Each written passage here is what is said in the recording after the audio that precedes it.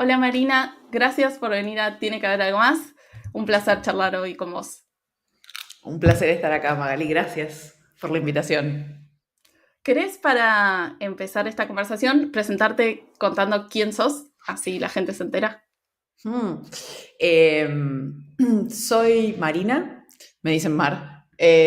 Soy autora de Un Mundo Sin Jefes y el libro cuenta el quiebre, bueno, te diría el derrotero de mi vida corporativa y el quiebre que me llevó a después buscar una vida un poco más nómade, sin dejar de eh, intentar tener como impacto positivo en el mundo, y creo que el mundo corporativo es un muy buen lugar a través del cual operar para tener ese impacto. Pero bueno, antes de eso, ese derrotero tuvo que ver con... Me fui a estudiar a Estados Unidos a Wharton, siguiendo el mandato de la ejecutiva exitosa. Trabajé para Nike, trabajé para Under Armour, trabajé en el proyecto Copa del Mundo. Después volví, fui country manager de Mercado Libre por unos años y ese fue como el gran quiebre, ¿no? Me encontré en un momento de mi vida muy cansada, enferma, me separé, todo junto, me llevó a tomarme un sabático y ese sabático hizo que, bueno, empiece a trabajar en Wolox, que fue una empresa de desarrollo digital. Ahora es parte de Accenture, pero en ese momento fue como una movida más emprendedora. Me mudé a New York y hice Business Development para Wolox. Y a partir de esa experiencia, eh, después de que Wolox se incorpora en Accenture, empezaron a pasar como cosas muy locas en mi vida, me llamó el Banco Mundial para ver si los podía representar en boards de empresas de desarrollo. Eh, y hoy estoy en el board de Rotoplas, Gentera, de dos bancos, y de una empresa que está en el Nasdaq, ¿no? Llegué al board de una empresa en el Nasdaq que no hay muchas mujeres, y mucho menos mujeres latinoamericanas. Estoy regulada por la SEC, que es como la policía del mercado de valores, pero fue una experiencia muy enriquecedora. Y llegué a estos espacios entendiendo todas las dificultades que, nada, como mujer latinoamericana tenés para llegar acá. Y con el firme compromiso conmigo misma de no soltar todo eso que aprendí durante mi sabático, ¿no? Esos espacios de aire, de libertad, entonces tratando de operar al más alto nivel que se puede, rodeada de tipos de un calibre como, no sé, el CEO de BBVA, el CEO de Walmart, eh, y al mismo tiempo intentando hacer surf y hacer yoga y tener una vida espiritual lo más expansiva posible. Y, nada, creo que ese fue como mi gran descubrimiento, ¿no? Cómo tener impacto a alto nivel en las corporaciones y seguir, no dejar mi salud de lado. Excelente. ¿Cómo conviven en vos estas partes que son muy distintas? El ser parte de board de compañías y además viajar y surfear. Bueno, lo que tienen los boards es un privilegio en realidad poder trabajar ahí, porque más allá de que estás expuesto a un montón de gente increíble y que las decisiones que tomas afectan a un montón de personas, tenés el privilegio de que trabajás un mes cada tres, ¿no? O sea, vienen lo que se llaman los earnings calls, que es cuando vos vas a contarle a la bolsa de valores, sobre todo en las empresas públicas, los resultados de ese trimestre. Bueno, el momento exacto previo al earnings call o a ese anuncio a la bolsa es cuando más activos estás. Entonces, es un mes que estoy trabajando de 8 de la mañana a 10 de la noche sin parar, preparándome para los boards, porque aparte son varios. Pero después hay un mes en el medio que estoy como muy tranquila. Y después hay un mes que estoy haciendo mucha inversión ángel, escucho emprendedores, trato de ayudar a los emprendedores en los que ya invertí, etcétera, que es como más part-time, si querés. Trabajo 4 o 5 horas por día. Pero tengo ese mes en el medio que me permite, que son 4 meses al año, ¿no? Que me permiten Claro. viajar. Bien. ¿Te cuesta acelerar y desacelerar? Porque, o sea, no es fácil cambiar de rutina drásticamente tan rápido. Eh, Te diría que al principio fue raro, hoy lo tengo como bastante modulado. O sea, sé que tengo el módulo, lo ordené en mi cabeza y lo ordené en mi agenda así. Y La verdad es que no, disfruto mucho mis pequeños sabáticos. No son sabáticos completamente improductivos, no es que estoy un mes no haciendo nada, estoy siempre contestando mails o haciendo cosas o estoy escribiendo otro libro, o sea, eh, pero te diría que no, no me cuesta tanto. Hay un momento que es como el equivalente a los lunes para la gente que está en el mundo corporativo, que es cuando sé que se empieza a aproximar el momento en que tengo que empezar a preparar los boards, que es como, ay, tengo que dejar la sombrilla. Pero como sé que vuelve muy rápido y tengo estos periodos más prolongados, no, no es tan complicado. Bien. Para una persona común, ¿cómo es que terminaste estando en varios boards? ¿Cómo se llega a participar de un board? Me hacen esta pregunta un montón. Eh, hay hay un porcentaje de preparación, de tener la educación eh, o las credenciales, si se quiere, para poder decir, bueno, yo tengo algo para contar y estas son las credenciales que me avalan. En mi caso, yo estudié economía, tengo una maestría en el ITBA y tengo la maestría de Wharton, que eso es como, bueno, pones el pie en la puerta. Ahora después tenés que demostrar con tu carrera qué es lo que hiciste. A mí me ayudó un montón, obviamente, ser mujer en un mundo que está cada vez más tratando de empujar en boards, tener diversidad e inclusión. Te diría que hay un porcentaje de suerte también en esto, ¿no? Porque ninguna compañía está en el negocio de eh, como apadrinar mujeres para que estén en boards, entonces ya cuando tenés el primero se abren un montón de puertas y somos las mismas, que es una problemática en realidad en la TAM, somos las mismas, no sé, 50 personas teniendo un montón de seats. Y de hecho, en pos de cambiar eso, me junté con Roberto Rigón, que es un profe de MIT, y Lee Ullman, que es otro profe de MIT, y estamos creando un programa para certificar 50 mujeres que estén ya a puntito de ser board members para que tengan esa credencial, ¿no? Que MIT te como certificó de que vos podés estar en un board. MIT lo va a hacer gratis, o sea, logramos que MIT no cobre por esto, y los costos los estamos cubriendo con sponsors y va a arrancar a fines de este año. Pero te diría que hay algo de credenciales, hay algo de haber tenido una carrera muy rápida y hay algo de poder lidiar bien con un mundo de hombres, que es algo que yo aprendí en el fútbol, ¿no? Porque te metes en una sala con 18 varones de 60 años en promedio y tenés que poder saber leer la cancha. Eh, y al principio sobrecompensar mucho. O sea, si todo el mundo llega habiendo leído los memos y los docs, vos tenés que llegar, o sea, sobre todo como mujer en tecnología, tenés que llegar habiendo digerido todo el material en serio y nada, a partir de eso después se empiezan a abrir más puertas. Pero te diría que la primera puerta hubo algo de suerte, estar parada en el lugar correcto, pero hubo algo de suerte. Bien. Quiero ir para atrás, ¿no? Para atrás en tu vida. Bueno, yo leí Un mundo sin jefes en un día y acá tengo la lectora más rápida del La libro. lectora más rápida, sí. Y quiero leer una parte que me gustó mucho, que dice así. Esto es todo. Una noche a las 3 de la mañana me senté al borde de la cama y sentí que tenía el pecho hundido en la angustia. ¿Esto es todo?, me pregunté. No entendía cómo a los 27 años podía prever exactamente todo lo que iba a suceder en mi vida en los siguientes 30.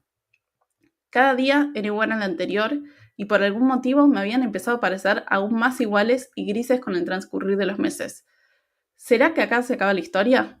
La culpa y la costumbre son poderosos silenciadores de sueños. Quiero saber cuáles fueron las señales de que tu vida que tenías en ese momento a los 27 tenía que ver más con mandatos que con lo que vos realmente querías. Uy, se me puso la piel de gallina. Cada vez que leo esa parte se me vuelve a poner la piel de gallina porque vuelvo a ese momento de mi vida que fue tan un quiebre. Que fue un momento muy gris, pero fue el disparador de un montón de cosas, porque yo a partir de ese momento me voy de Argentina, te diría prácticamente para no volver. Volví 2 años, pero sí, para no volver. Eh, Lo más claro que te podría decir es, no fue un golpe, no fue una cachetada, fue muy progresivo. Primero empecé a sentir que me faltaba energía para ir a trabajar, después me encontré a mí misma tratando de adormecerme, o sea, vuelvo a trabajar, viste, Netflix, enchufo, Instagram, no quiero hacer nada más. Pero el cuerpo habla, viste, y al principio te susurra y después te grita. Y si no se, y seguís sin escuchar, agarra una escania y te pasa por arriba. Y en mi caso dejé de dormir. Empecé a tener como muchísima ansiedad, eso que cuento ahí de tener el pecho hundido, mucha ansiedad. Entonces empecé a faltar al trabajo con cualquier excusa. Y ahí es donde dije, tengo que hacer algo.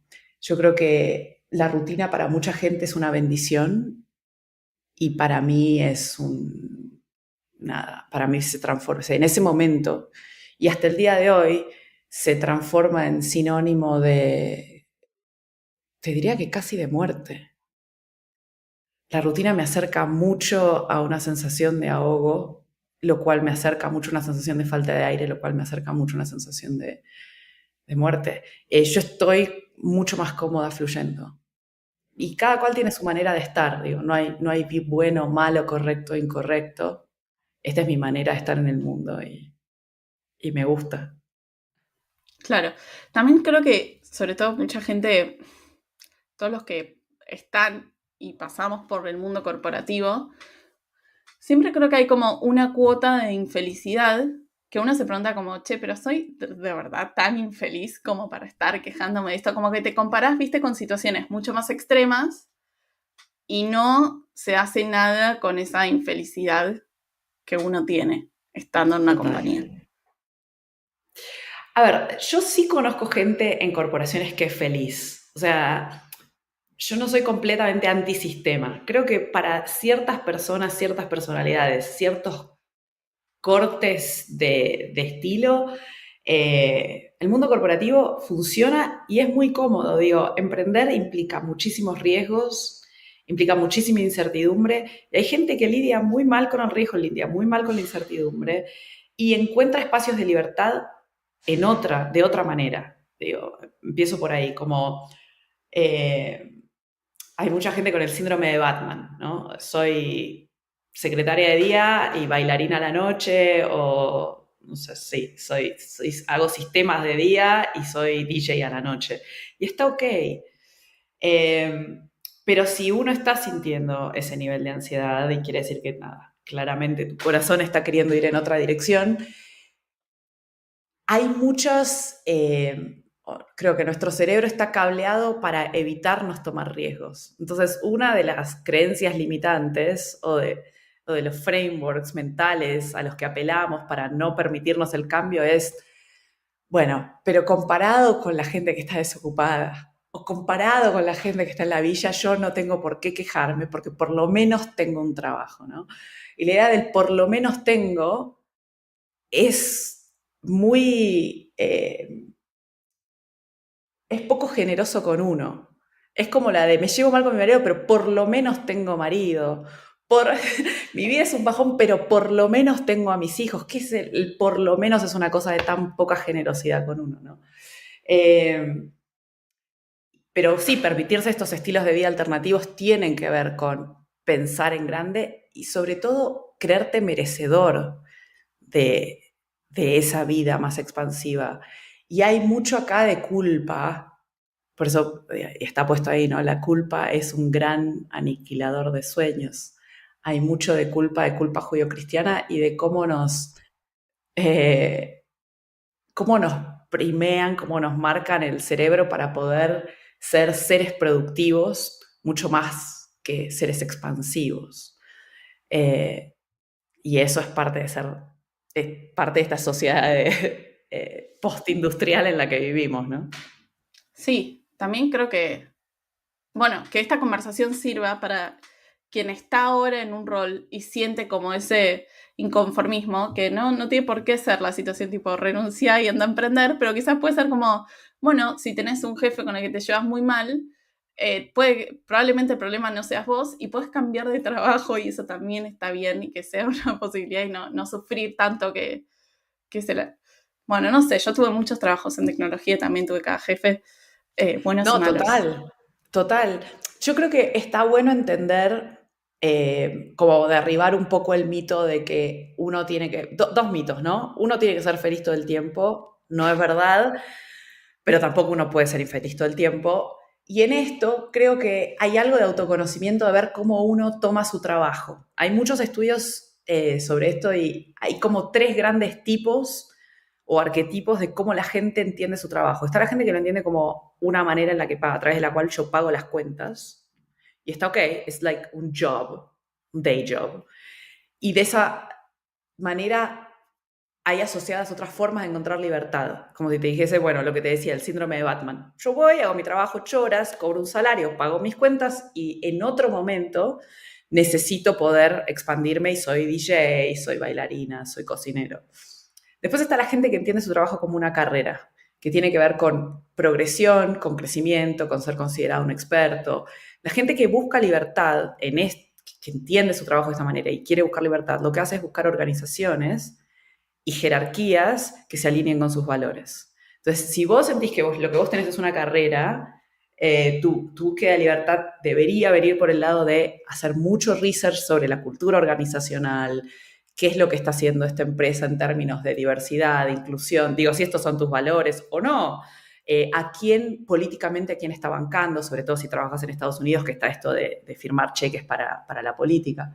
Y después hay un tercer grupo, que es el grupo que tiene un calling, una vocación.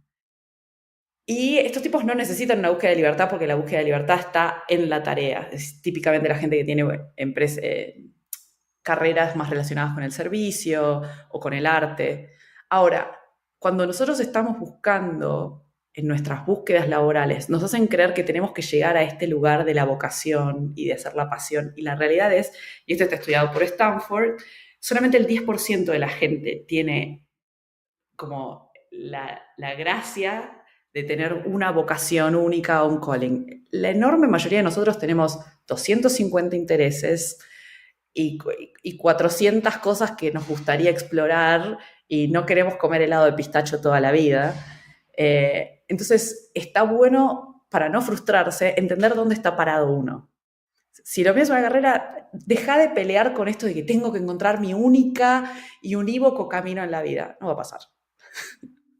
También me acuerdo en el libro de Derek Sivers que cuenta una parte que dice como toda la gente que está en sus 30s, que dice como quiero hacer un montón de cosas, pero no las puedo hacer todas a la vez y tengo que elegir y es una desgracia. El tipo dice como si pensáramos más a largo plazo, vos podés hacer cada cosa durante 5 o 10 años y te da el tiempo para hacerlas todas. Lo que pasa es que no podemos pensar así, no nos da como el cerebro, ¿viste? Para pensar tan largo. Pero quiero ir al grupo 2 que dijiste esto de la cultura, porque esto es muy difícil de entender cómo es verdaderamente una empresa desde afuera, cuando los procesos de entrevista son súper largos.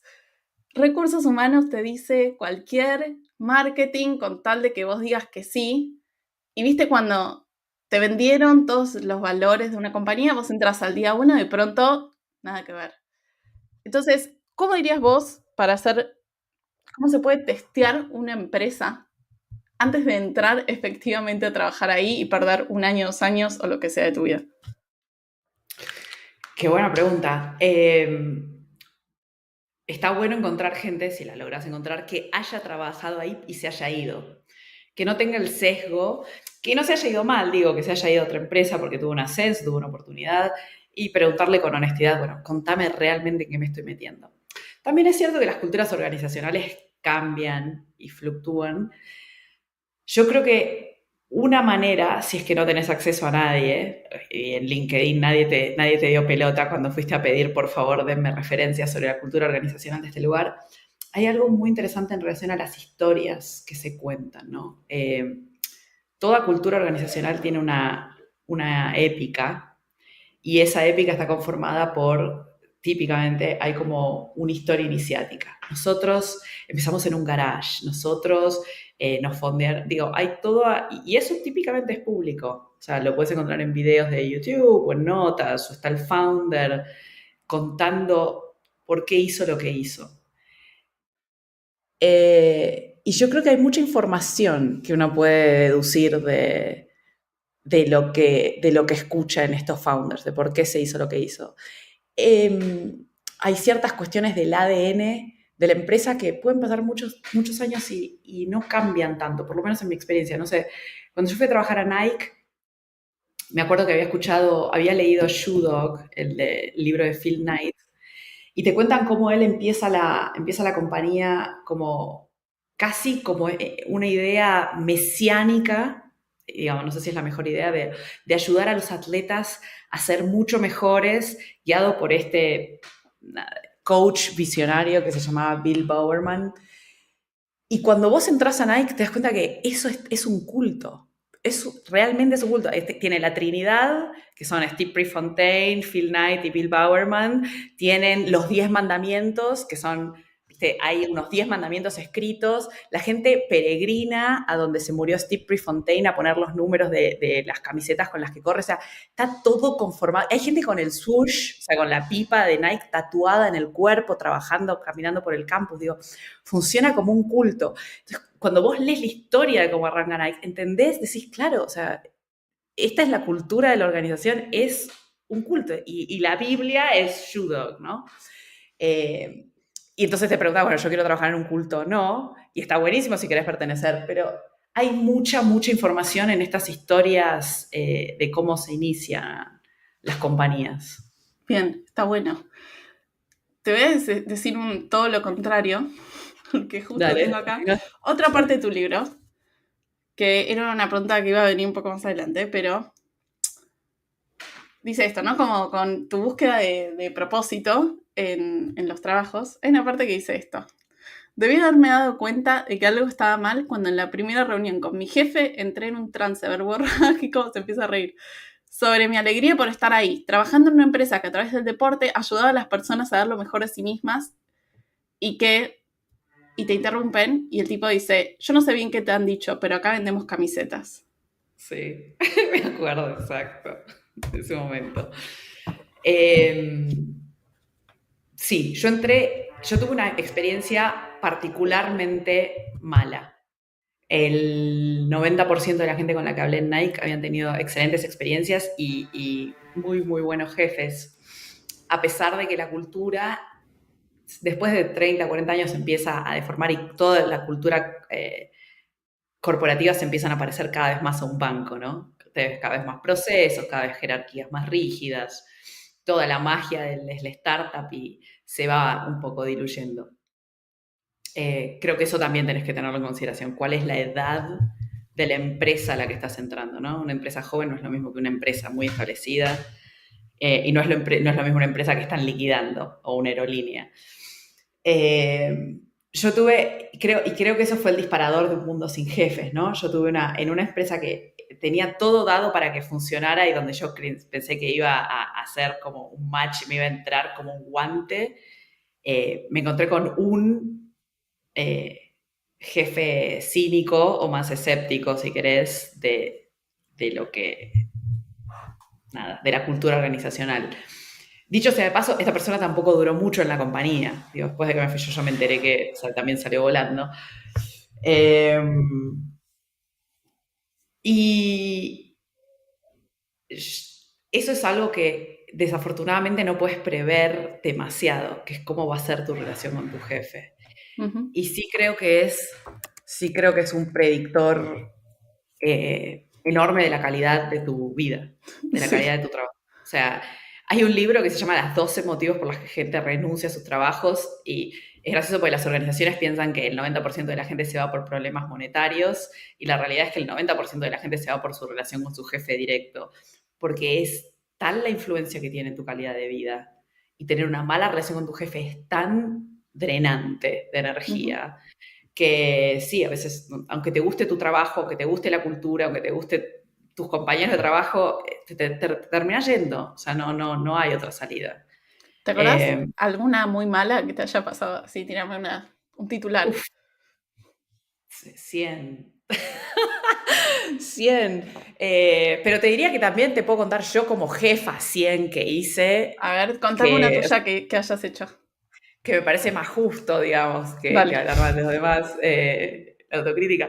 No, a ver, hay algo que yo me pregunto siempre que es cómo hacer para meter el tema de los eh, momentos hormonales de las mujeres adentro del trabajo y naturalizarlo. O sea, yo no creo que muchas veces nos niegan los espacios de toma de decisiones porque dicen son emocionalmente inestables. No es cierto. Tomamos decisiones muy buenas y está comprobado que las empresas con más diversidad performan mejor. Dicho esto, hay 2 o 3 días donde naturalmente estamos muy cansadas. O sea, y está ok. Y creo que tendría que hablarse más en la organización y naturalizarse el tema de, la verdad que estos 2 días yo no voy a estar disponible para tomar decisiones con conciencia. Pero bueno, no teniendo eso, eh, sí, estuve en reuniones donde me mostraron cosas horribles y en otro momento hubiese contenido la respiración y se me soltó la cadena. Digo, como también se le puede soltar la cadena a un tipo, ¿no? O sea, yo Sí, lo estoy sí, viendo desde el punto de vista de sí, sí, mi... hoy. Porque vivo adentro de mi cabeza y sé, esto no me hubiese pasado en otro momento. Pero sí, creo que uno de los grandes aprendizajes es nunca ponerte agresivo con un junior porque lloran. Claro.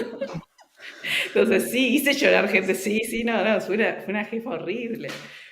Más de una vez fue una jefa maravillosa también, muchas veces, y tengo algunos casos muy lindos de gente que le puso mi nombre a los hijos porque tipo, hicimos todo para cambiarle la vida, pero los que la pifié, sí, hasta el día de hoy me acuerdo de 1 o 2 eventos. Nada, este es uno. Me mostraron una presentación espantosa y no reaccioné del todo bien. Se ríe. A la, Bueno, bueno. a llorar. A la Ay, no, yugular. pobre chiquito Junior. Bueno, acá está el momento de retrospección, que todavía se Sí. acuerda cuando pasó esto. ¿Cuáles fueron para vos los desafíos de trabajar en otra cultura, siendo Uf, latina de Argentina y pasar a trabajar a Estados Unidos? Porque viste que la gente piensa que lo difícil es el idioma, no pero es no, el no idioma. es el idioma, es todo el resto. Sí. Uf, la América corporativa es, creo que de lo más duro que me ha tocado atravesar, sin duda. Primero son, a contrario a los latinos, mega tempraneros. Mega, mega, mega. Se llega a la oficina a las 8 como tarde. La gente llega entre las 6 y las 8 de la mañana, estándar. Llegas a las 9 y te miran súper raro. Eso me costó un montón, aparte porque a mí me gusta trabajar de noche. Las relaciones laborales son muy superficiales y salís del trabajo y te vas a tomar un café o una birra o lo que sea y se sigue hablando de trabajo. Las emociones no están demasiado validadas. Y yo soy mujer latina, o sea, soy un ser emocional con todo lo bueno que eso tiene, con todo lo bueno que eso tiene, porque es lo que hoy traigo al boardroom y despliego opiniones que vienen por otro lado, pero sí, o sea, reducir la expresión o la expresividad emocional a su mínima, mínima, mínima expresión fue muy difícil y te pasa una factura en el cuerpo, ¿no? Mm. Obviamente. Tenés que estar, es muy rígido, las jerarquías son muy rígidas, están acostumbrados a un nivel de servicio entre jerarquías que los latinos no tenemos. O sea, si vos dijiste que vas a entregar B, más vale que entregues B y no A o A prima, porque vos dijiste que ibas a entregar B y hay mucha rigidez en los compromisos que uno toma. Lo cual es muy bueno, ¿no? Y hace que las sociedades sajonas funcionen tan bien, pero acostumbrarse a que nosotros siempre tenemos como un espacio De creatividad masiva. Sí, se llama wiggle room, ¿no? Como espacio para mover las cosas, para shake. no sucede, en la América corporativa no sucede. Entonces, nada, tuve que vivir era como una caja de zapatos, mucho más restringida en mi emocionalidad, muy, muy presente y consciente de los compromisos que tomaba, con mucha, mucha rigidez y muchas, muchas jerarquías. Te sentís un poco un soldado. Entonces te entrena como la colimba. Después salís de ahí y podés hacer casi cualquier cosa, pero esos 2 años, las 3, 4, 5, los que sea que uno soporte en la América corporativa, la pasás bastante mal. Y en esto que vos entraste sin ser fanática del fútbol, entraste a trabajar al departamento de fútbol. Quiero saber, tipo, Argentina igual fútbol. Claro. ¿Cómo lidiaste siendo mujer entrando en esa industria? Sí, no sabía nada de fútbol y lo que me dijeron ellos es lo mismo que dijiste vos, bueno, pero sos argentina, tenés pedigrí para hablar de fútbol. Y yo era como, no señor. Seguro que es amiga de Messi. Claro, no señor, o sea, no sé nada de fútbol. Después aprendí del negocio del fútbol, que es otra cosa, pero de fútbol no sabía nada. Y me acuerdo que mi jefe me prendía la tele para ver partidos de fútbol, que era el sueño de todos mis amigos en Argentina, y yo la pagaba porque no podía laburar, y el tipo volvía y me prendía la tele y me decía, tenés que mirar partidos para entender de lo que estás hablando. Y mis amigos de la Argentina decían, no podés. Tenía una tele gigante. Y la realidad es que tengo un montón de historias, fue muy difícil. Nada. Billy Álvarez, que ahora está prófugo de la justicia, pero en ese momento era el tipo que manejaba el Cruz Azul. Una vez llegué con las camisetas al vestuario y ya uno aprende que al vestuario entras, le mostrás las camisetas antes del partido, porque después del partido el vestuario es un quilombo. Entonces entré al vestuario, les mostré las camisetas al coach, a los jugadores y me fui. Usamos el vestuario como sala de reunión, nada del otro mundo. Pero en el Cruz Azul ninguna mujer había entrado al vestuario, no sé, 80 años de vida del club o más, 130, no tengo idea. Y ese día perdieron, pero por goleada. Y la culpa era mía, o sea, era como que yo enojé a los dioses del fútbol. Entonces llamaron a mi jefe para decirle, che, se metieron en el vestuario, los chicos perdieron. Y era como, es una superstición asociada a que las mujeres no entran a los vestuarios. Creo que eso cambió. Esto era año, no sé, 2014. Tengo la historia, la famosa historia de Pep Guardiola, que la cuento siempre. A ver, ¿qué hiciste? Mi jefa me llama un día y me dice, che, Marina, ¿te vas a juntar con Pep Guardiola para mostrarle las camisetas de la Federación Brasilera de Fútbol? Teníamos un tema con que a los jugadores no les gustan los escudos que son bordados porque raspan.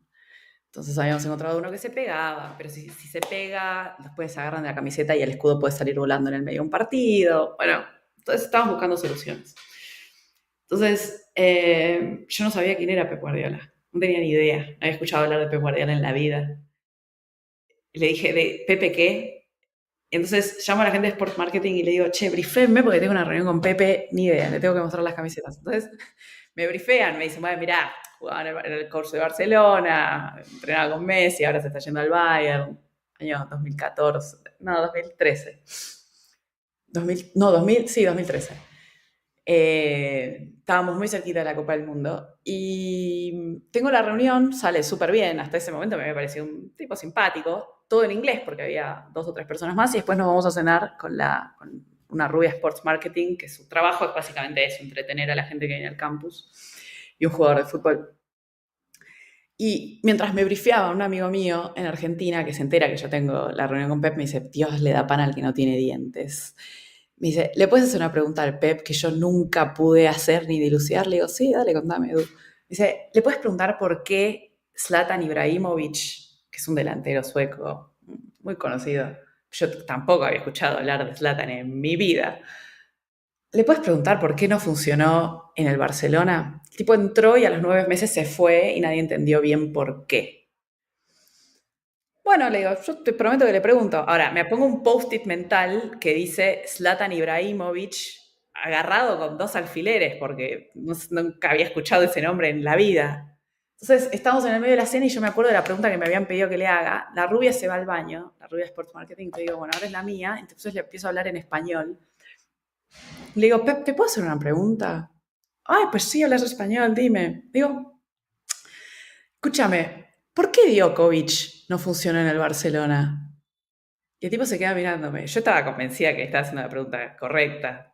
El tipo me dice, me está preguntando por qué un jugador de tenis no funciona en el Barça. O sea, me está jodiendo. Y el tipo se da cuenta, porque es muy piola, y me dice, pues mira, la respuesta a tu pregunta es que juega con balones mucho más pequeños que nosotros y lo tuvimos que sacar del equipo. Me dice, no tienes idea de lo que me estás preguntando, ¿verdad?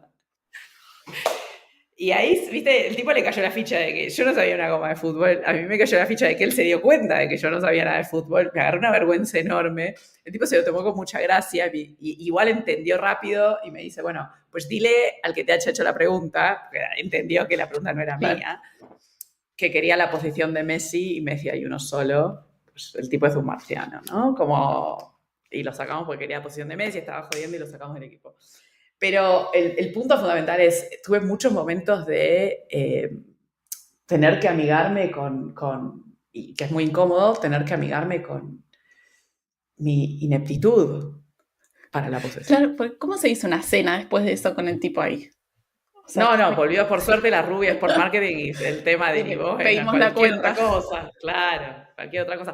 Ahora, dicho sea de paso, este momento de ineptitud total, se ve que él se había reído de haber dicho, ¿quién me mandaron estos pibes de Nike?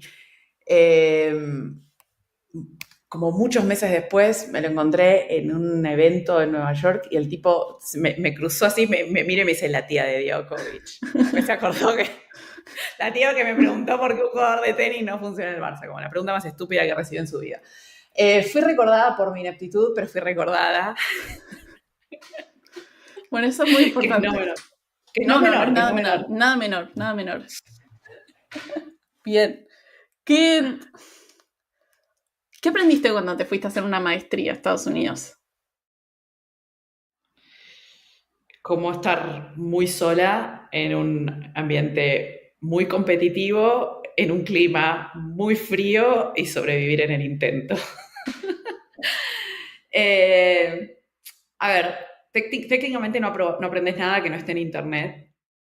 Sí te da network, lo que se llama, ¿no? Conexiones con personas que hasta el día de hoy, cuando tengo alguna duda o alguna pregunta, los contacto y me ayudan, nos ayudamos bastante.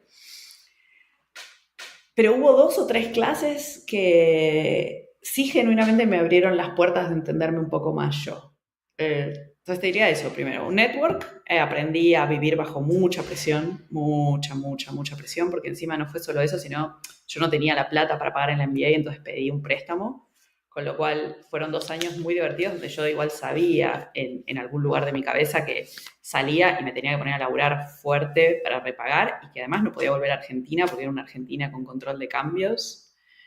Entonces tenía la presión de me tienen que dar una visa de laburo. Entonces, bueno, a eso, a vivir con ese nivel de presión. Pero hubo, decía, 2 o 3 clases, una que se llama Small Group Dynamics, que te encierran con 20 desconocidos en una casa con 3 cámaras, es tipo medio la dinámica del Señor de las Moscas, a ver cómo reaccionás vos a distintos estímulos y te hacen trabajar en equipo. Después hay otra dinámica que también te dividen en clases sociales, entre comillas, lower, middle and high, y te llevan a un descampado una semana a ver cómo vos organizás dentro de esa clase social y te comunicás y empezás a entender cómo los elementos de identidad de clase, cómo te definen, cómo salir de ese lugar, que fue muy útil después en mi vida para entender otras cosas. Te diría como todas esas clases experimentales con psicólogos y psiquiatras y entender cómo vos te mueves en un grupo y qué rol jugás en ese grupo, etcétera, que igual lo puedes hacer afuera de un MBA. Pero fue muy buena información para conocerme. Bien. Y Wharton tiene un docente muy famoso que hace muchísimas cosas bien, que siempre sale premiado, Adam Grant, que siempre sale premiado como el mejor docente, año tras año tras año. ¿Lo tuviste de profesor? Lo tuve de profesor y fue el único tipo en toda la fucking carrera que me puso una nota abajo del 10% de la clase, con lo cual yo tengo una pelea establecida con Adam Grant, porque fui con mi parcial a decirle, yo leí 3 o 4 parciales de otras personas y el tipo me puso, no sé cómo se dijeron, 3, un 4. Y no estoy acostumbrada a tener esas notas. Yo fui a reclamarle y el tipo me dijo, yo no pongo notas según el parcial, sino sobre la capacidad expirada del alumno. Como si vos tuvieras discapacidad, te voy a poner una nota en relación a ese. Y yo le dije, pero vos no me conocés, o sea, ¿qué capacidad? ¿De qué me estás hablando? Después, si te das cuenta que el tipo es casi superdotado en este sentido, el tipo tiene 160 alumnos, poner por cohort, y se acuerda el nombre. O sea, lee cada currículum de cada persona con la que va a estudiar y se acuerda de tu nombre, qué tenés de especial, qué hiciste, por qué estás ahí, cuál es la historia. Sí, no, y nos lo decía. Cody fue el mejor promedio en Stanford, así. Y entonces ahí entendí que, bueno, ok. Claro, por algo eso. No sabía que estaba lidiando con esto. Sí, lo tuve, es un muy buen profesor, tiene eso, tiene el tipo, entra en una profundidad en relación a la gente con la que se conecta, que es muy inusual, y tiene una memoria fantástica.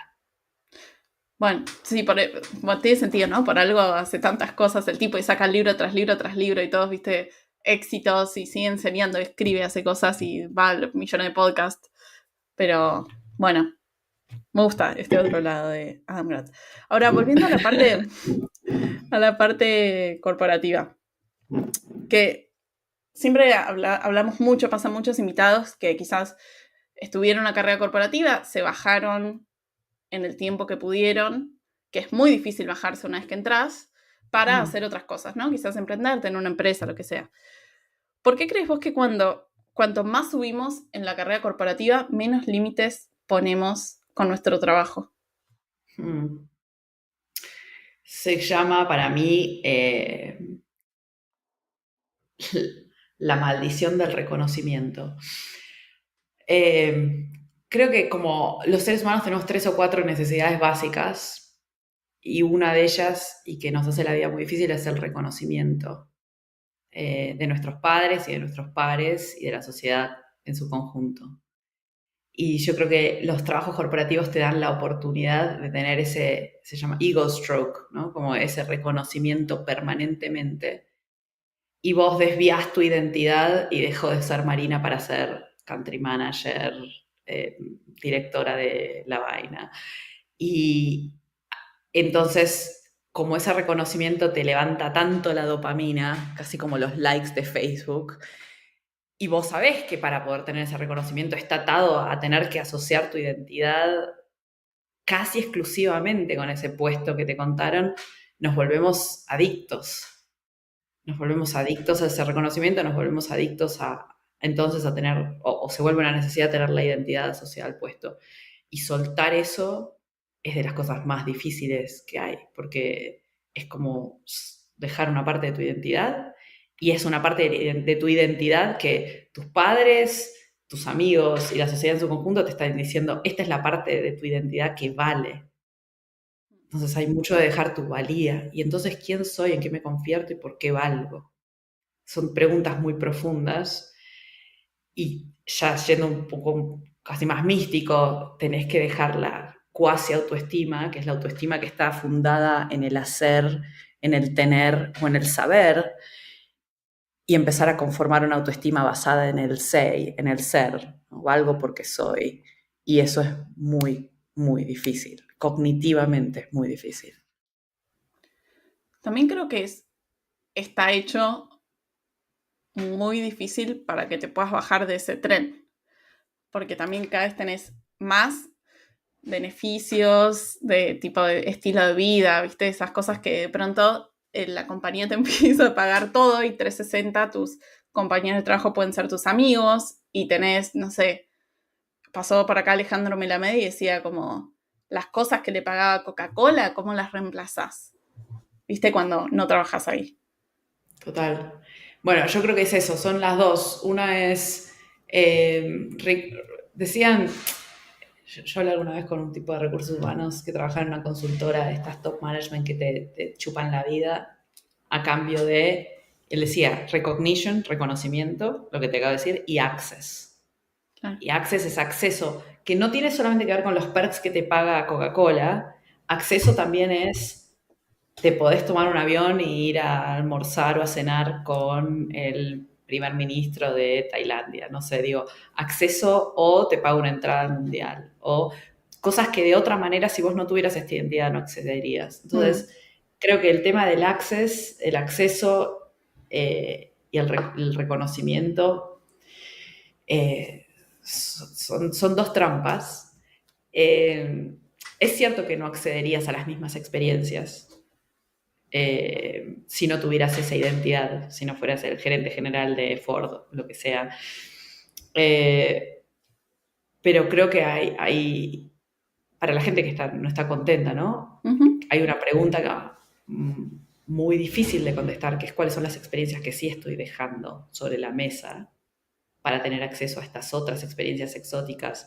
¿Y qué es lo que una buena vida significa para mí? Digo, ¿es trabajar 8, 10, 15 horas por día para poder ir al mundial? Porque estoy dejando de ir a surfear o ir a hacer, no sé, buceo con mis amigos y con mi familia. ujú. Entonces, creo que está bueno también poner en el otro lado de la ecuación qué estás dejando sobre la mesa a cambio de eso que para mí son espejitos de colores y para otro puede ser vivir una vida plena. Ujú. Me gusta porque, bueno, viste que hay una clase en MIT que es la más popular de la historia, que se llama como, que la da Lori Santos, que es como, hizo un podcast que se llama The Happiness Lab. Happiness.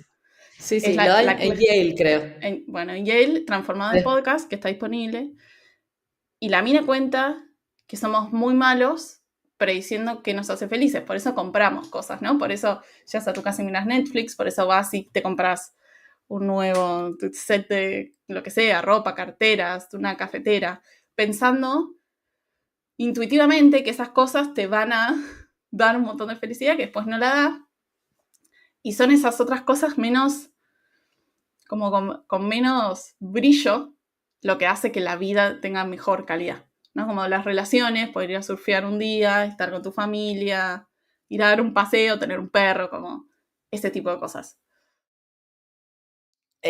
Sí, bueno, en la ciencia de la felicidad creo que ya está como recontra demostrado que las cosas materiales te dan menos felicidad que las experiencias. Las Sí, experiencias como un todo. pero no Pero dentro de está las para nada experiencias, implementado. ¿Viste? Como que está bien, habremos leído de los estudios de todas las universidades de Estados Unidos, pero en la vida real no pasa. no, nos cuesta un Pasa otra cosa. montón, nos cuesta muchísimo. A mí me gusta mucho un libro de un tipo que se llama Bill Burnett, que yo hablo un montón en mi libro de ese libro, que a mí me cambió un montón la ecuación, que se llama Designing Your Life. De hecho, estoy queriendo hacer como un retiro para que la gente implemente la metodología. Te digo que lo haría hasta gratis porque fue tan revolucionario para mí, que es tomarte un recreo de tu vida para escribir todas las experiencias que vos querés vivir para transformarte en la persona que querés ser en 5 años. Yo creo que uno sobreestima todo lo que puede hacer en un año. Viste que hago el bucket list y Sí. llega a fin de año y hiciste la mitad, pero subestima lo que puedes hacer en una década. Uh-huh. Entonces creo que Designing Your Life que te permite tirar una línea de tiempo y en 5 años decir, ok, yo quiero tener una vida de boards y aventuras, o lo que sea. Quiero tener un podcast y vivir en Asia y trabajar en tecnología. Bueno, hay un montón de experiencias por las que vos tenés que pasar para llegar a eso. ¿Cómo las ordeno de forma tal de tener este objetivo o esta persona o esta identidad que quiero tener al final del camino? Porque es más fácil predecir, o sea, yendo a tu pregunta original, qué cosas me van a dar felicidad cuando vos tenés un objetivo en mente. Si Uh-huh. vos decís, es muy difícil para el cerebro humano decir, me va a hacer feliz ir a bucear una vez versus comprarme una cartera de Gucci. Pero es más fácil decir, a mí me va a hacer feliz ser instructor de buceo. Entonces, eso implica ir a bucear, no sé, 30, 50, 100 veces versus la cartera Gucci, porque ahora tenés un objetivo más claro. Mm, El evento de bucear una vez versus la cartera Gucci pierde. Pero transformarme en instructor de buceo en 5 años versus la cartera Gucci gana. me gusta. Creo que hay dos cosas muy difíciles de lo que decís. Primero, poner ese objetivo. porque por lo general no sabemos bien lo que queremos, y menos a 5 años.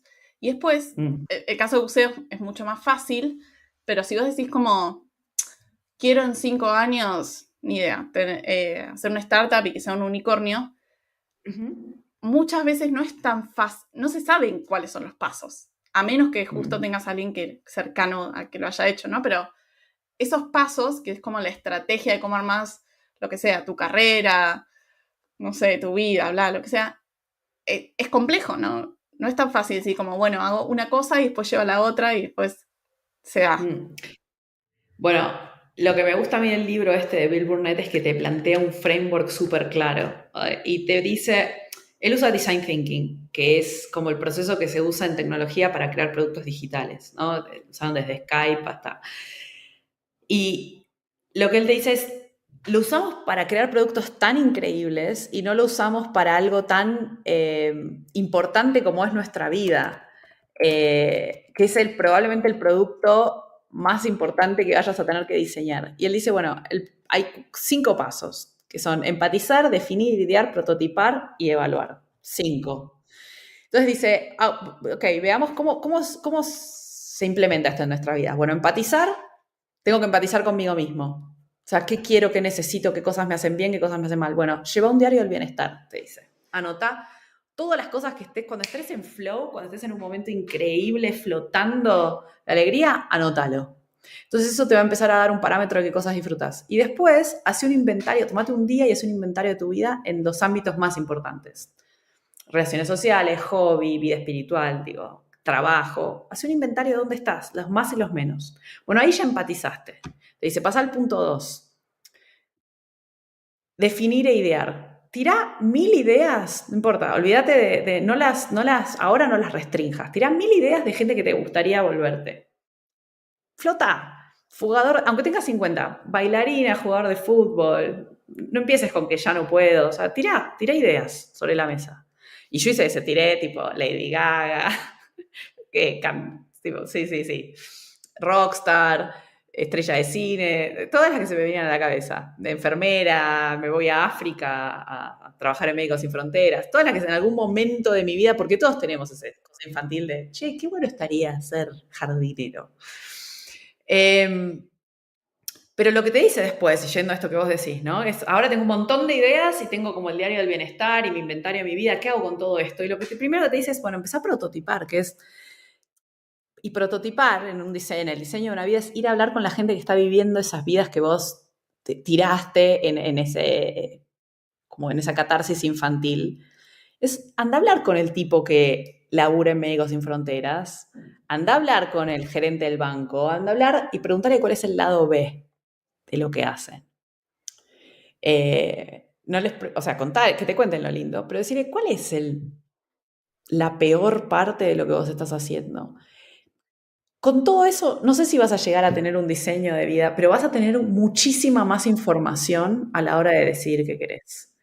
Y decisión probada. Yo creo que hay pocas cosas tan importantes como tener buenos mentores.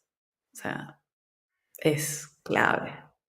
¿Cómo dirías que se consigue un mentor?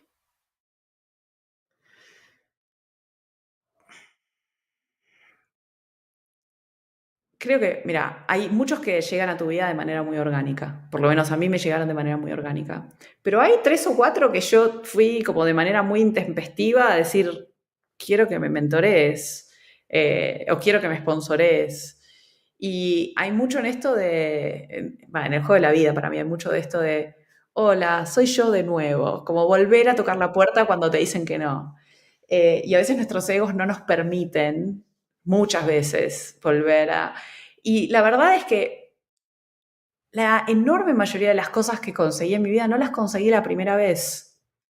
Las conseguí la segunda, tercera, cuarta vez y tuve la resiliencia y las ganas de decir, bueno, vamos de nuevo. Y creo que con los mentores es otro ejemplo más de eso, pero de entrar a Unilever me presenté 3 veces, el GMAT lo rendí 2 veces. Digo, hay mucho de, hola, estoy yo acá de vuelta. No sé si te acordás de mí, vine la semana pasada. Eso, creo que el mentor se consigue bajando el nivel de ego al punto tal donde vos te permitís perseguir esa relación y mostrarle al otro que te importa, que te den una mano, que te guíen. Está bueno, es un buen consejo. ¿Qué, qué red flags corporativos se te vienen a la cabeza para compartir con la audiencia por si están en un trabajo donde creen que ellos son el problema? Quizás los podemos como iluminar cuáles son problemas como generales, patrones de problemas que hay en las compañías. Hay tantos. Te diría, el primero que es, igual yo sí creo que todo es de adentro para afuera. Yo creo que si no estás en el lugar correcto, algo en tu diagnóstico de lo que querés y de hacia dónde vas está errado. O sea que sí, comprate el libro Designing Your Life y hace la tarea. Ahora, dentro de ese mundo de lo que es de afuera hacia adentro, las corporaciones tienen muchísimos problemas que tienen que resolver y que los van navegando porque al final son organizaciones establecidas por seres humanos, con lo cual mutan, se recrean, mueren y están todo el tiempo cuestionándose cómo hacer las cosas, bueno, la mayoría, idealmente, mejor. Pero sí todavía hay ambientes de trabajo tóxicos, sí todavía no se capacita a los jefes para manejar gente. La gente llega a espacios de poder porque son buenos haciendo lo que hacían antes, pero no necesariamente porque saben motivar un equipo y sostenerlo y estimularlo y dar dirección. Eso es un problema. Hay todo creo que hay todo un tema con el tema de la integración y la diversidad y la inclusión que está muy en boga en estos días, está muy en la agenda, pero los números gritan lo contrario. No es que dicen lo contrario, gritan lo contrario. ¿En qué sentido? Entonces, bueno, no sé, en México solamente el 9% de las board seats está ocupado por mujeres. Todavía estamos, según el World Economic Forum, a 250 años de que las mujeres puedan ganar lo mismo o más que los hombres. Digo, hay muchos números que te indican que esa tal diversidad e inclusión no está establecida. Y te estoy hablando como del primer grado de diversidad e inclusión, que es género, que es como, te diría el capítulo 1. Tenés el capítulo 2, que es diversidad de identidad de género, transexuales. Tenés diversidad de identidad sexual, el LGBTQ, ¿no? Lesbianas, bisexuales, gays.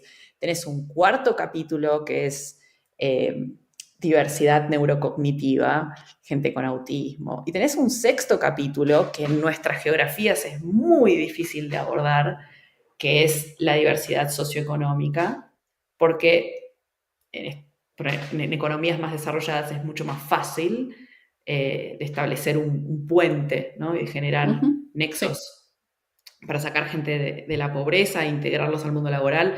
En nuestras economías está tan grande la brecha que es una discusión que va a llevar muchos años poder tener mecanismos para que las empresas puedan integrar. Pero digo, estamos en el capítulo 1 y nos estamos sacando un 3 de 6 capítulos que te nombré y debe haber más. Sí. Entonces, creo que sí, ¿cuáles son los problemas? Inclusión, falta de capacitación a los jefes y a veces simplemente culturas tóxicas, culturas muy antiguas, muy basadas en la extracción y la productividad como únicas medidas de éxito. Sí, si estás en ese lugar, andate. La conclusión. Y además también creo que es mucho más difícil en Latinoamérica, porque quizás en Estados Unidos yo escuché mucho estos temas que ni siquiera los escuchaba en Argentina y aún así hay problemas. Entonces imagínate Latinoamérica que viene todo como mucho más lento. Llega más lento y llega después, sí, total. Sí. Quiero volver a esta parte de tu historia donde después de estar en Estados Unidos volvés a Argentina y pasás a trabajar como country manager en Mercado Libre. ¿Cómo decidiste renunciar a Mercado Libre?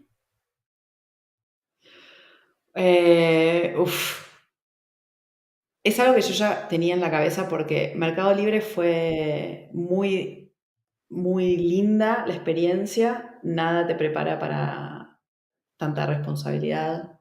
Tengo mucha gratitud por la oportunidad, pero yo en el camino, y tal vez fue coyuntural, me separé, o sea, estaba hacía 5 años con una persona, con un brasilero, que de hecho por eso vuelvo.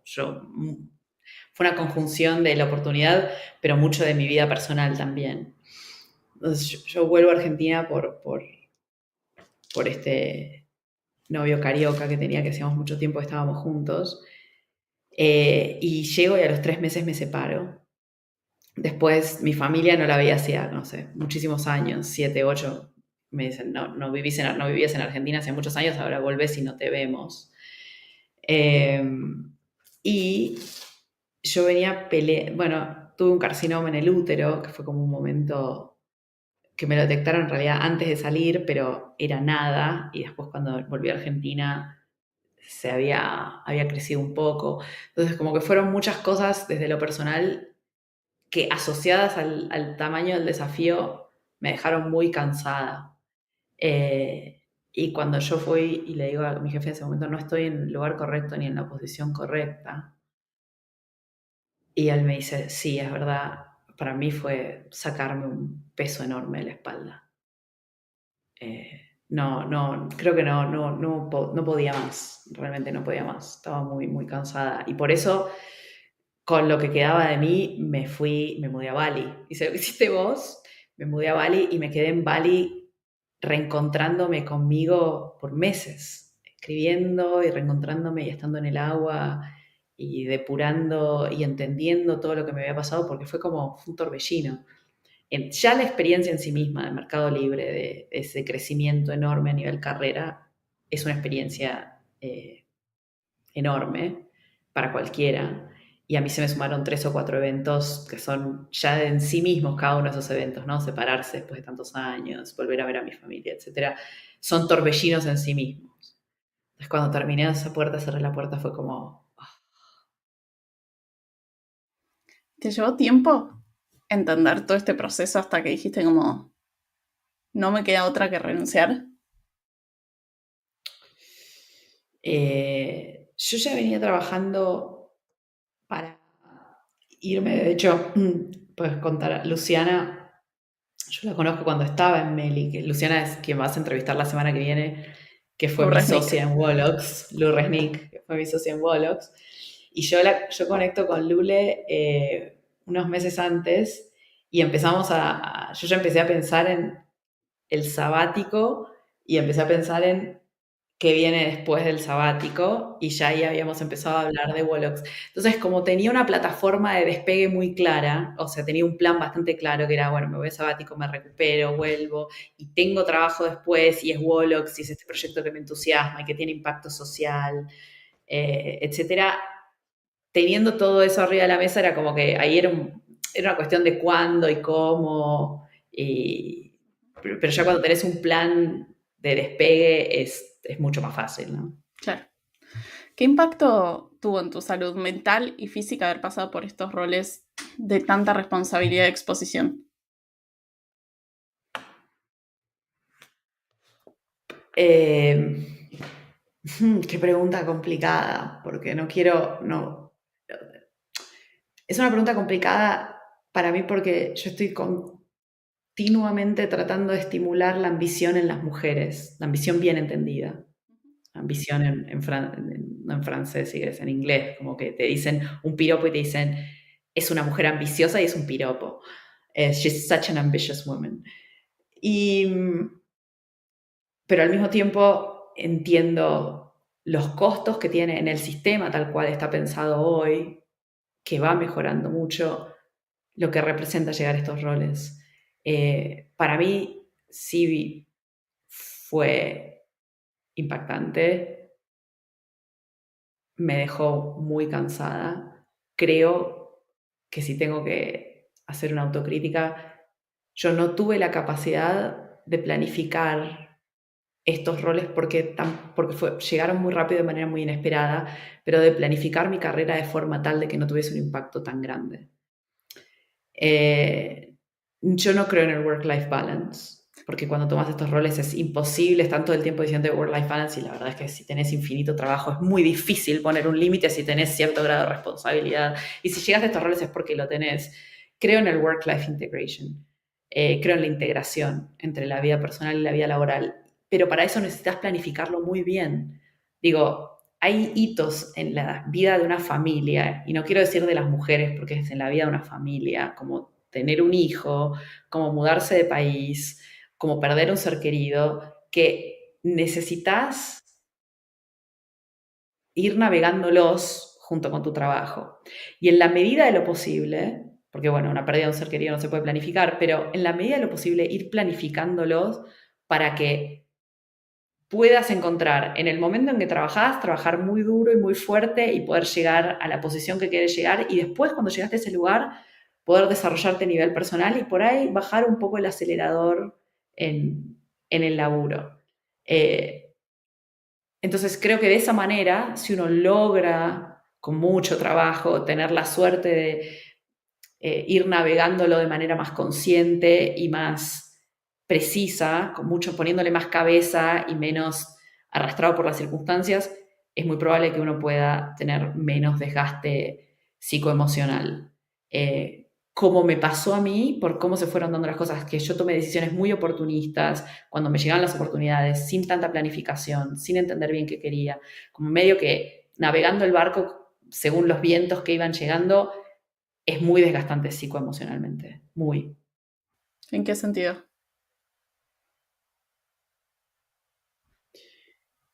Tenés que estar continuamente adaptando tu vida personal a los designios de los tiempos de crecimiento de una carrera. Y esos designios no tienen que ver con vos, ni con tu vida interior, ni con tus tiempos internos. Tienen que ver con los tiempos de una organización y los tiempos de un negocio y los tiempos de otras personas. Entonces, cuando estás continuamente supeditando tu vida personal, espiritual, psicológica, a todo un armado, un andamiaje que te es ajeno en buena medida y que no puedes mover, sos como una hoja al viento.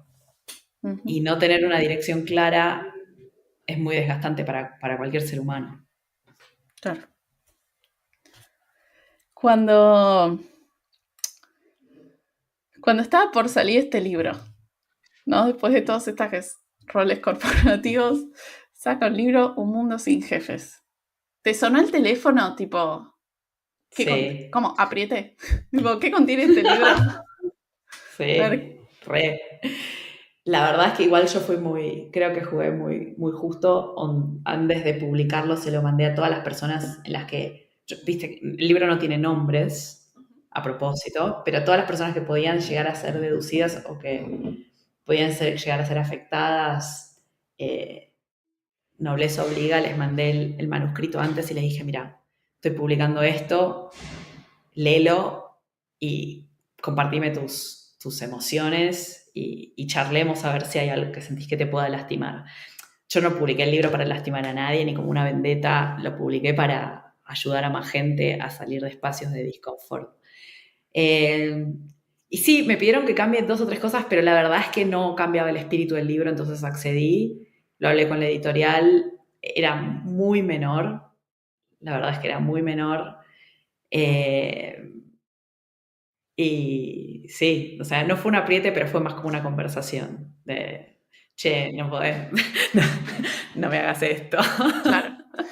Porque leyéndolo, hay mucho de Nike, hay mucho de Under Armour, pero no hay nada de Mercado Libre. O Bueno, sea, pero hay yo un que, capítulo, pero es el capítulo más fuerte. o sea, yo No que hay en te- cantidad, pero en calidad es el capítulo, probablemente es el capítulo más duro. ¿crees que el libro hubiese sido distinto si no tenías como limitación en qué decir y qué no? Sí, seguro. Hubiese sido un libro mucho más ácido. No sé si hubiera ayudado más a la gente. O sea, hubiese sido un libro que tal vez vendía más por el morbo, como mostrarme la sangre, quiero ver Claro, claro. sangre. Pero no sé si ese es un libro que en términos de contenido genuino hubiese tenido mucho más vuelo. Seguro que no, hubiese tenido anécdotas más jugosas. Tipo, hubiese sido por ahí más como una peli, más Claro. Netflixeable. Pero en cuanto al contenido genuino del libro, todo lo que yo quería decir lo dije. Ok. El contenido profundo del libro, todo lo que yo quería decir lo dije. En esto que renunciaste y te fuiste a Bali, Yo me reía que vos decías como tardé 72 horas en llegar, yo creo que tardé 100 en cruzar de Argentina a Indonesia. ¿Cuál es para vos, por qué crees que es tan importante reflexionar en las cosas que nos pasan y frenar, como en tu caso que fue un sabático para pensar qué había pasado? Bueno, esto para los argentinos es más fácil de entender, ¿no? Que venimos de la tierra de la psicoterapia y los psicoterapeutas. Hay como esta idea de que una vida que no es revisada, en cierto punto, no es una vida que merezca ser vivida. Yo creo que, no sé si estoy tan a favor de el sobreanálisis de todo lo que nos sucede, que a veces los argentinos pecamos de eso, pero sí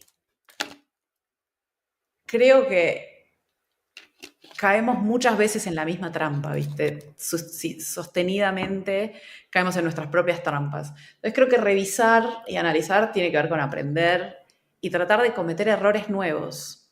O sea, vamos a seguir cometiendo errores, pero errores nuevos.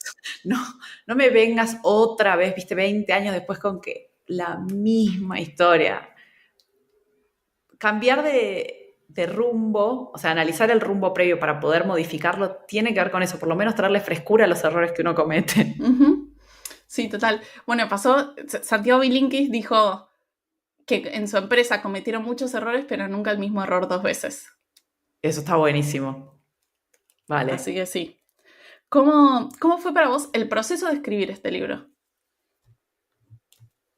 Fue largo, frustrante y tedioso y al mismo tiempo una de las mejores cosas que hice en mi vida. Empezó cuando yo ya estaba en Nueva York. O sea, empiezo el libro escribiéndolo cuando te cuento el final. Y empezó como, tomé todas las notas que había tomado, todos mis diarios, todo lo que había escrito durante el sabático en Bali, en India y en Irán, y empecé a volcarlos. Y fue eso, fue muy catártico y fue muy enriquecedor en el contraste, ¿no? De donde estaba, cómo analicé las cosas cuando estaba cansada y ahora que estoy como en una nueva existencia muchísimo más expansiva y contenta. Y fue describir el viaje ya con el final feliz asegurado. Entonces fue, nada, una palmadita en la espalda de decir, bien, flaca. O sea, eso. Pero escribir un libro es increíblemente demandante en términos de horas que uno le tiene que poner. O sea, si uno no está muy comprometido con lo que tiene que decir, con lo que quiere contar, no lo hagan. No tuve un shadow writer, nadie lo escribió por mí. O sea, escribí desde la primera hasta la última palabra yo. Entonces, también quería que tuviese mi voz. Eso de que vos decís que se lee muy rápido es porque es un casi monólogo interior directo. Y entonces la gente, el lector lo recibe así. No hay muchas voces. Y entonces lo escribí y lo releí unas 11 veces antes de publicarlo. Entonces, nada, fue eso, fue muy... Por suerte me cayó la pandemia y lo pude terminar ahí. Ahora, el otro lado que tuvo la pandemia es que la editorial me llamó muchas veces para decirme, no se va a publicar, sí se va a publicar, no se va a publicar, no se va a publicar. Entonces, después de tanto esfuerzo, pasar 2 o 3 veces por el no se va a publicar, sí se va a publicar, fue como una patada. Y cuando finalmente salió, nada, recibir la cantidad de mensajes que recibí como 350, 400 mensajes de personas diciéndome, che, tu libro me pegó de esta manera, cambió esto, dejé mi trabajo, me fui a viajar, o simplemente, nada, cambié la manera de vivir mi rutina, fue increíble. ¿Y cómo te sentiste vos exponiéndote? Porque el libro cuenta un montón de cosas muy personales. Muy. Que no... Que es un montón esa exposición, como que se nota lo vulnerable que te pones vos para contar todo esto que te pasó y publicar un libro es una obra que ya está, no tenés más control una vez que lo mandás. ¿Cómo te sentiste vos con esa vulnerabilidad? Todavía me pasa que cuando alguien me escribe, che, estoy leyendo tu libro, me da mucha vergüenza. Porque es como, che, te estoy viendo desnuda un ratito. Claro. Y es como, ay, bueno, espero que te sirva. Pero después de la enorme cantidad de mensajes que recibí de forma totalmente inesperada, fue absolutamente inesperado, de gente agradeciéndome que posta, no sé, una volvió a hablar con el padre, gente que volvió a estudiar, cosas así como muy locas, que digo, no es por mí, su alma estaba buscando eso y encontró en el libro una ventana y algo que les resonó y fue un disparador, pero de alguna manera sí, fue mi historia lo que les sirvió de espejo. Entonces, después de vivir eso, no puedo tener más que una sensación de enorme gratitud a la vida. Pero sí, todavía me siento muy desnuda y todavía... De hecho, yo nunca toqué un ejemplar físico de mi libro. Nunca. Nunca volví a Argentina, iba a volver a la Feria del Libro, pues no pude por temas de horarios, pero siempre tuve como una distancia, después de que se publicó, siempre tuve como una distancia interna muy grande y nunca toqué un ejemplar físico. Y de hecho, si alguien me dice que lo está leyendo, es como que termina de leerlo y después hablamos, como no quiero... No me cuentes. No quiero estar en el medio de eso, claro. Sí. ¿Qué valor le ves vos a estar en un lugar de un poco de incomodidad en la vida? Yo creo que uno tiene que, eso fue algo que me dijo alguna vez Martín Migoya, uno tiene que arrastrarse continuamente a la crisis. Y no sé si crisis es la mejor palabra, pero creo que uno tiene que estar suficientemente incómodo todo el tiempo. Si estás demasiado cómodo es porque no te estás empujando vos a explorar todas tus capacidades. Y tal vez hay un momento en la vida para estar más cómodo, que es como más en la tercera edad, pero todavía no llegué a ese punto. Pero mientras tanto, mientras estás activo y vibrante, me parece que está bueno estar un poco conscientemente incómodo. Está esto de los sistemas frágiles y antifrágiles, ¿no? Los sistemas frágiles son... Me voy a un minuto. Los sistemas frágiles son esos que les pones presión y se rompen, como una copa de vino. Y los sistemas antifrágiles son como los niños. Son esos sistemas que si uno le pone presión, crecen. Hasta cierto punto, ¿no? Yo creo que está buena esta idea de Taleb de transformarnos en sistemas antifrágiles, de ponernos la presión suficiente para crecer. ¿Se te viene a la cabeza el mejor o peor consejo que te hayan dado? El peor consejo que me dieron, mi madre cuando me fui a Unilever. No, tenía un trabajo estable, quédate. Sin duda. Y se transformó en un termómetro de... digo, pobre mi vieja, pero cuando quiero tomar decisiones le pregunto qué opina para hacer lo contrario.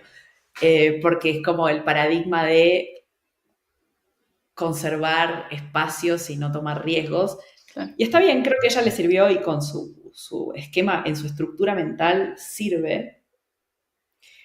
Pero en mi estructura, estar 30 años viviendo en el mismo lugar, contando los mismos chistes, con la misma gente, comiendo el mismo asado, es muy difícil, ¿no? Me siento de vuelta, me siento ahogada. Siento que me falta expansión, exposición, crecimiento. Puedo seguir.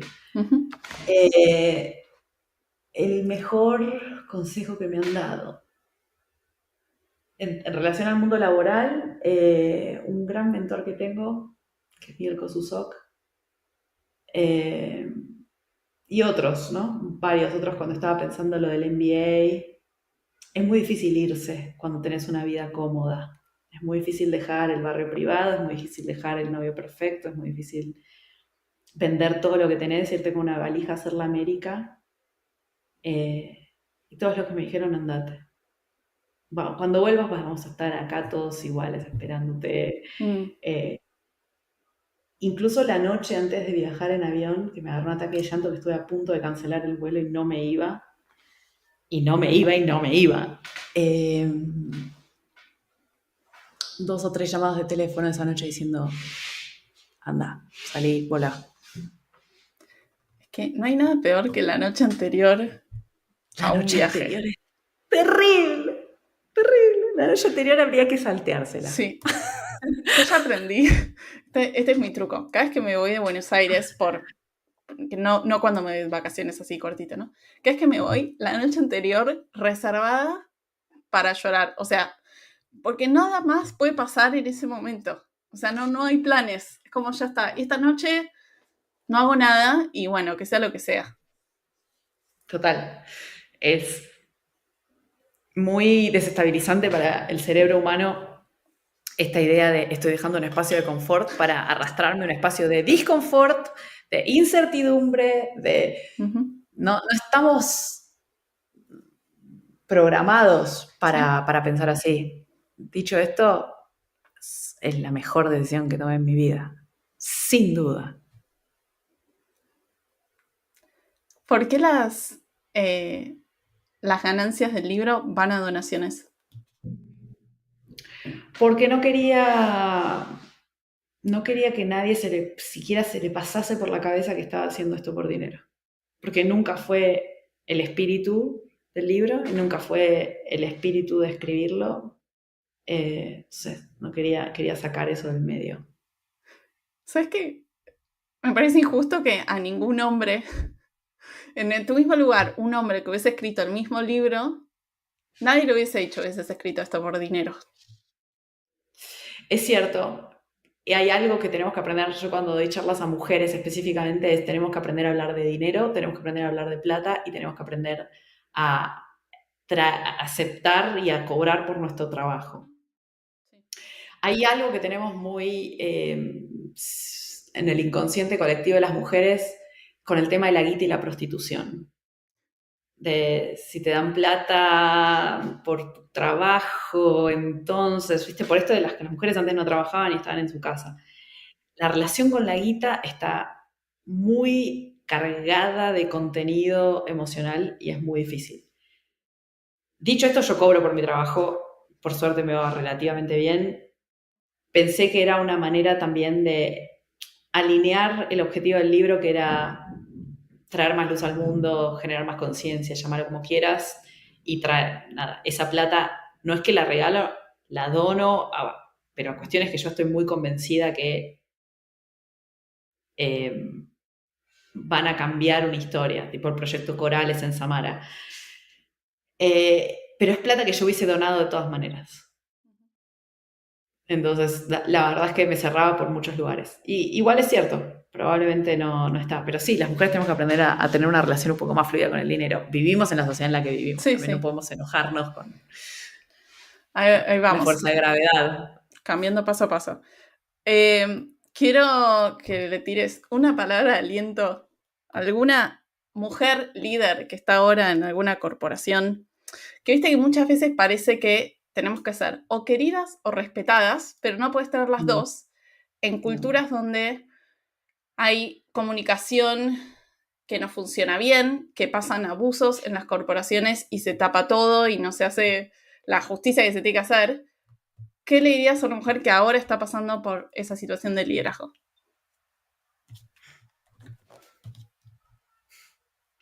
Que elija ser respetada antes que querida. Es muy difícil tomar esa decisión, porque las mujeres también venimos muy primeadas para ser, muy programadas para ser queridas. Y hay como una cierta dependencia emocional de tener, así como los hombres necesitan el reaseguro en la espalda, y estas son generalizaciones, ¿no? Ninguna mujer es tan así, ningún varón es tan así, pero típicamente los hombres necesitan el reaseguro de sos el proveedor, y eso viene a través del reconocimiento económico. Las mujeres necesitamos el reconocimiento emocional de te queremos, Sos y valiosa. eso, sos valiosa, tu organización te necesita, tus empleados te quieren. Y eso a veces atenta muchísimo contra tu carrera, contra la toma de decisiones, estrictamente contra tu crecimiento, porque a veces, viste, sobre todo en los trabajos de mucha responsabilidad, hay cosas que suceden, tenés que despedir personas, tenés que hacer recortes, tenés que tomar un montón de decisiones. Se llama la silla solitaria por algo, ¿no? Tenés que tomar un montón de decisiones que son impopulares, pero estás ahí porque justamente alguien vio en vos que podés ser ese juez imparcial y que podés impartir justicia. Al final del día, para mí, entendemos mal el liderazgo y lo tenemos recontra mal incorporado a nivel social, para mí el liderazgo es primero servicio y después justicia. Impartir justicia implica no ser querido. ¿Qué juez en el mundo es querido? Eso. Que tenga en cuenta que donde está sentado hoy es una posición de servicio, pero ese servir tiene que ver con impartir justicia y ese impartir justicia probablemente lo lleve a una posición donde mucha gente no te va a querer. Y está bien. Claro. Sí, amigarnos con esa idea. ¿Quién dirías que, si se te vienen algunos nombres, de quién moldeó tu forma de pensar, tu mindset? Mi abuela, primero, y la lectura, segundo, y que tenía que ver con mi abuela. Yo crecí en una casa donde ver televisión era como un pecado. Entonces tuve mucho acceso a muchos libros y empecé a leer siendo muy chica y todo lo que me caía en las manos lo leí hasta el día de hoy. Tengo muy incorporado el hábito de la lectura. Soy fanática de Goodreads, mucho más que de Facebook. Y te diría eso, el acceso al pensamiento universal. Hubo mucha gente que ya pasó por lo mismo y hay mucha sabiduría escrita ahí afuera en letra. Creo que hoy con YouTube lo puedes acceder más fácil, es más fácil de digerir, pero cuando nosotros crecimos no había tanto, entonces creo que eso, todos los libros que por suerte me cayeron en las manos. ¿Se te viene algún nombre de algún libro o autor? Uf, Marguerite Yourcenar me rompió la cabeza a los 15 años con sus Memorias de Adriano, las meditaciones, me, me- me gustaron muchísimo los clásicos. Eh, el banquete, ni el sexo ni la muerte de Andrés Comte Sponville. Libros muy formadores, muy de base. Bien. Sí. ¿Cuál dirías que es tu definición de éxito o la mejor aproximación que tengas en este momento de tu vida?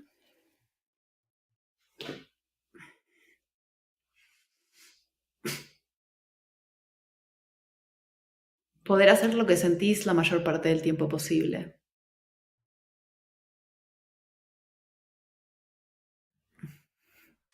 Bien. ¿Y creencias limitantes que te hayas deshecho este último tiempo?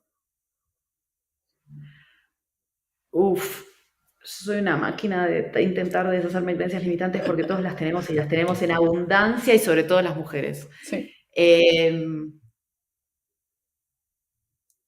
Te digo, desde la primera, allá lejos de hace tiempo, de que un trabajo estable es lo que te asegura la felicidad y la estabilidad en tu vida, hasta tengo que conformar una familia y una pareja y para eso tenés que no ser nómade, hasta la maternidad es un dador de sentido, un otorgador de sentido para las mujeres. Y te diría que en el último tiempo estoy pensando mucho esto de la relación con el dinero y como a nivel colectivo y inconsciente lo tenemos muy asociado con la prostitución. Y creo que a medida que las fui dejando ir, se fueron abriendo puertas. Es increíble como nada. Yo vi una correlación muy clara entre ir dejando creencias limitantes y puertas que se fueron abriendo. Es de manera casi muy mágica. No quiero entrar en el secreto o cosas de ese estilo, pero digo, fue muy clara la correlación para mí. ¿Tenés algún ejemplo que se pueda compartir? Creo que mi primer board fue, yo nunca creí, nunca pensé que iba a estar a la altura de las circunstancias, siempre pensé que iba a estar, que yo no tenía el calibre para estar sentada entre esos tipos. Y hoy fue un poco prueba de la vida y otro poco abandonar la creencia limitante, esta especie de síndrome del impostor que tenemos todas las mujeres cuando empezamos un puesto de responsabilidad y a veces muchos hombres cuando tomamos puestos de responsabilidad que sentimos que son un talle más grande que el nuestro. Hoy siento que no, creencia limitante hecha desaparecer, que en lo que yo hago no hay ninguna posición que no pueda llenar. Bien. Y Creo de que, hecho me empezaron a ofrecer boards cada vez más grandes, por suerte. creo que esa confianza se va construyendo con pequeñas victorias, ¿no? Como luchar con el síndrome del impostor, es ir probándote que puedes dar un pasito más hasta que de pronto te das vuelta y hiciste un montón de cosas que no creías posibles. Sí, a mí me gusta la idea de ponerse trajes que te quedan un talle más grande, ir llenándolos y después lo abandonas como, ¿viste el caracol este que usa las partes perdón, el cangrejo que usa las partes de los caracoles, que cuando crece demasiado lo deja y se va a otra casita más grande, pero que Me le queda gusta. grande en ese momento, y después crece y sí, se llama hermit crab en inglés, Ahí va. el cangrejo ermitaño. Esta metáfora no está en el libro, ¿eh? Así que viene solo para el podcast. Mira, eso era Mar, para el podcast. ¿dónde te pueden encontrar en internet la gente que quiera conectar con vos? Mira, muestro mis viajes y la vida que puedo llevar y me gusta como poner el contraste entre un día estoy en el Banco Mundial estudiando en el IFC, al día siguiente estoy nadando con tiburones y ver que eso se puede y es accesible a muchas personas porque lo que no podés ver no lo podés ser. Entonces soy @sonicmarina en Instagram, @sonicmarina y Marina Díaz Ibarra en LinkedIn. Si alguien está con algún emprendimiento, está buscando inversores ángeles, super early stage, conéctenme. Invierto un montón de plata, pero tipo activamente. O me pueden mandar un mail a marinadiazibarra@gmail.com. Bien, muy bien. Bueno, quiero en esta parte compartir esta lista que Marina puso en el libro, como estas ideas distintas que ella tuvo, 12 puntos distintos, para, a ver si a alguien que nos escucha les dispara una idea. Entre la lista había cosas como encontrar un trabajo con impacto real para reforzar mi integridad. Abrir un estudio de yoga para ancianos para activar la generosidad. Conseguir una beca para hacer un doctorado para estimular la mente y contribuir al mundo desde las ciencias. Vivir en un ashram en silencio por un año para conectar con mi lado espiritual. Correr un Ironman para tener una disciplina de acero. Surfear en Uluwatu, Bali, que no es poético, sino que es cool, aunque podría estar encuadrado en dejar de lado el productivismo. Adoptar un nene o una nena para vivir la entrega absoluta del servicio. Escribir un mundo sin jefes para inspirar a otros a tomar riesgos y evolucionar. Al menos uno de los puntos ya fue hecho. Me gusta esta lista. ¿Vas a ir ahora a surfear a Uluwatu? Estoy yendo a Uluwatu. Muy bien. Sí. A ver los mejores atardeceres. Los mejores atardeceres del mundo y lo del Ironman lo tengo pendiente si no me lastimo para el año que viene. Así que de a uno. Muy bien. Mar, ¿cómo cerramos este capítulo? Quiero darte el espacio para palabras o pensamientos finales, algo que haya quedado en el tintero, que hayamos hablado o no, y un último mensaje a quienes nos escuchan. Creo que tener una vida diferente a la vida que nos contaron nuestros papás y nuestros abuelos, que era posible, hoy con la tecnología es posible, genera mucho miedo y genera mucho vértigo. Dejar las creencias limitantes es un trabajo muy de fondo porque implica cuestionarnos todo lo que nos dijeron nuestros ancestros. Y si bien hay muchísima sabiduría en esos lugares, el camino interior para encontrar la propia voz y escribir nuevos guiones es un camino que vale la pena porque hay luz del otro lado del túnel y hay una vida mejor cuando uno conecta con ese espacio interior y lo conecta con la realidad circundante. Ahí va. Namaste. ¡Vamos! Cerramos entonces. Gracias, Mar, gracias por todo este tiempo, por todo lo compartido. Vayan a leer el libro y después nos cuentan qué les pareció. Gracias a vos, Magali. Mil gracias. Te mando un abrazo. Abrazo grande.